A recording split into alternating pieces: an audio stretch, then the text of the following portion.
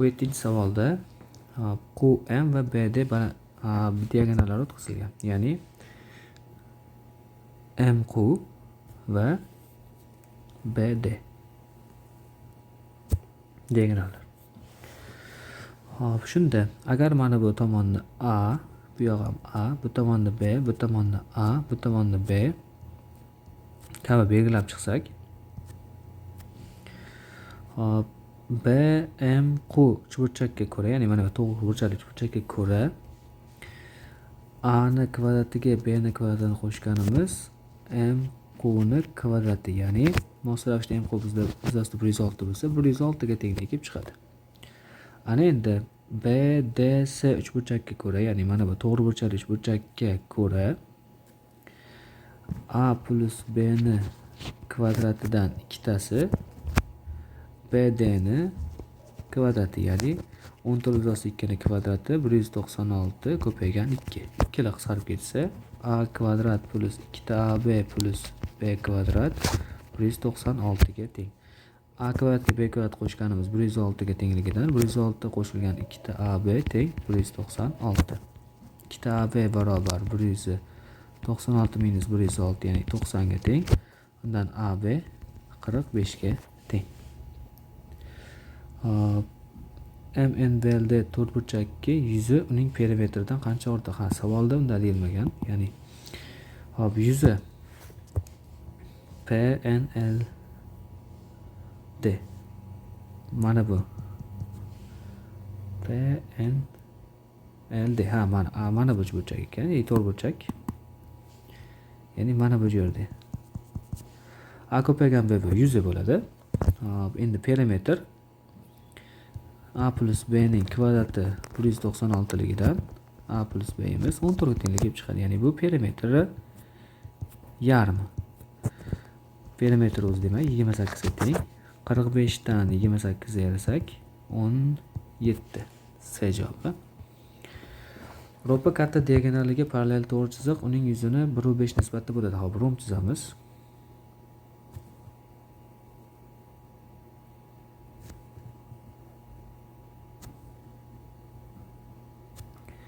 Katta diagonalni o'tkazamiz.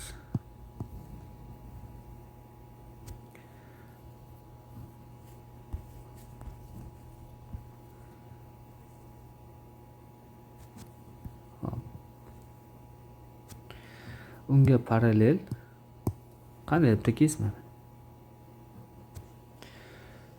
Va o'tmas burchagi uchidan hisoblaganda 1/5 nisbatda ajratdi. Demak, bu yoq x, bu yoq y bo'lsa, bu tomon ham x, bu tomon ham y ga teng. Hop. Jami romb yuzi demak 6 birlik deb olsak, romb yuzi mana bu yer alfa bo'lsa, o'tmas burchagidan boshqa hisoblaganda x plus y ni x plus y ga ko'paytmasini sinus alfa ga ko'paytmasi rombning yuziga teng. S romb. Hop, uchburchagi yuzi x kvadrat sinus alfa taqsim 2 ga teng. Bu S hop, mana bu uchburchak. Ya'ni mana bu uchburchak. Bu x ga teng, mana bu 6x ga teng. Sababi 1 ga 5 qo'shsak 6x bo'ladi. Ikkalasining nisbatini olamiz. X plus y ni kvadrati sinus alfani x kvadrat sinus alfa taqsim 2 ga nisbati 6 ni 1 ga nisbati 2 tepaga chiqib ketsa, hop, sinus alfalar qisqarib ketdi. 2 ni tepaga chiqarsa 3 ga teng. Demak, x plus y ni x ga nisbatini kvadrati 3 ga teng. Undan x plus y ni x ga nisbati ilzosida 3 ga teng. Hop, alohida bo'lsak 1 plus y taqsim x imiz ilzosida 3 ga tengligidan y taqsim x imiz ilzosida 3 minus 1 ga teskarilasak x taqsim y imiz 1 taqsim ilzosida 3 minus 1 ga. O'tmas burchak yuzidan boshlab hisoblaganda, demak x taqsim y nisbati so'ralgan. X taqsim y ga topadigan bo'lsak, mana bunga teng. Ya'ni 1 bo'lingan ilzosida 3 minus 1 ga teng. 19-savolda parallelogram mana bu chizig'ini ham qo'shimcha o'zimiz o'tkazib olamiz. va mana bu chiziqni ham o'tkazamiz. Bilamizki, mana bu bilan bu teng, bu ham teng, bular teng. Va mana bu kesmalar ham o'zaro teng. Demak, mana bu yuzani S deb olsak, ya'ni S deb olsak, bu ham S ga teng, bu 2S ga teng, bu 2S ga teng, bu ham 2S ga teng. Hop, bo'yalgan soha yuzining parallelogram yuziga nisbati parallelogrammiki S parallelogram demak 8 ta S ga teng, S bo'yalgan bittaga 2 ta 3 ta S ga teng. Nisbati 3S ni 8S ga nisbati 3/8. Endi D javob. Hop, 20-chi misolda trapetsiya. To'rtburchak trapetsiyada AC va BD degani o'zaro perpendikullar. Ya'ni mana bu yer ham o'zaro 90 gradusda kesishadi. BE va ED kesmalar B2, ED'imiz 8 ga teng. Trapetsiya yuzini toping.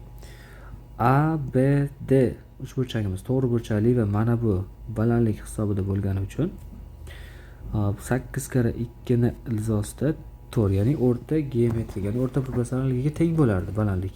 Bu 4 ga teng.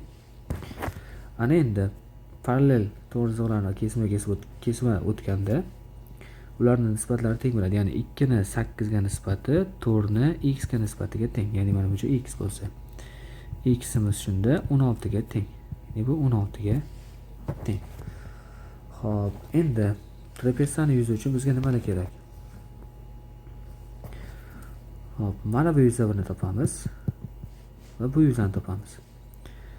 4 kara 2 ni yarmi 4 ga teng, ya'ni S mana bu A nuqta kesishida farq qilsak S A O B 4 ga teng. S D O C imiz 8 kara 16 ni yarmi. Ya'ni to'rtburchak yuzi 64 ga teng. Bilamizki, mana bu yuzi bilan mana bu yuzi bir-biriga teng va ular S barobar ilzosida 4 kara 64. 16 ga teng. 16 va 4 va 64. 64 plus 16 plus 16 qo'shilgan 4. Natijasi 100 ga teng. B javob. 21-savolda to'rtburchakka O1 O2 markazlarida quyidagicha chizilgan, rasmda ko'rsatilgan. Agar O1D imiz, ya'ni mana bu kesma 6 ga teng, O2C mana bu yer 4 ga teng bo'lsa, KB kesma, ya'ni x ni toping deyapti. Hop, bilamizki O1D ham radius, OK ham radius, demak mana bu yer ham 6 ga teng va O1 bilan O2 markazlarini tutashtiradigan bo'lsak, demak bu yer 6 ga, bu yer 4 ga tenglik kelib chiqadi. Jami 10 ga teng. O1D O2 uchburchagimiz to'g'riburchak uchburchakligidan 10 ni kvadratdan 6 ni kvadratdan ayirsak, mana bu yer 8 ga tenglik kelib chiqadi. Pifagor teoremasida. Demak, DC imiz jami 12 ga teng bo'lsa, x masofamiz ham 6 ga tengligiga kelib chiqib qoladi. Ya'ni D javob. 22-savolda funksiyani OX o'qiga nisbatan simmetrigi funksiyani oldiga minus qo'yish bilan teng, ya'ni y barobar fx funksiyani OX bo'yicha simmetrigi y barobar minusdan fx bo'ladi. Hop, y bar fx bo'lsa deyapti, demak funksiyani tuzib olamiz. Y barobar minusdan 2 darajasida x minus 3 minus 5. Endi 4 ni qo'yadigan bo'lsak, minus 2 ni darajasida 1 ko'p ayrilgan minus 5, ya'ni minusdan 7 ga teng. A javob. F minus 1 degani 23-savolda funksiyani minus 1 degani u teskarisi degani, ya'ni mana bu funksiyaga teskari funksiya.